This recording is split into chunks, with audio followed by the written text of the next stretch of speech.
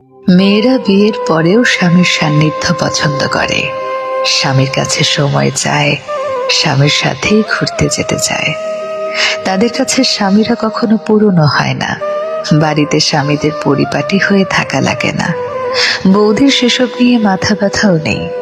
তারা শুধু চায় হাত থেকে ফোনটা সরিয়ে স্বামী যেন তাকে সময় দেয়, তার কথা শোনে কিংবা তাকে কিছু বলে। বাড়িতে হাজারটা কাজ করার পরেও স্ত্রীরা গল্প করতে ক্লান্ত হয় না, বরং সারাদিনের কথাগুলো বলার জন্য হাঁসফাঁস করতে থাকে। তাদের শুয়ে পড়লেই ঘুম চলে আসে না, বরং ঘুমন্ত স্বামীর দিকে চাতক পাখির মতো তাকিয়ে থাকে।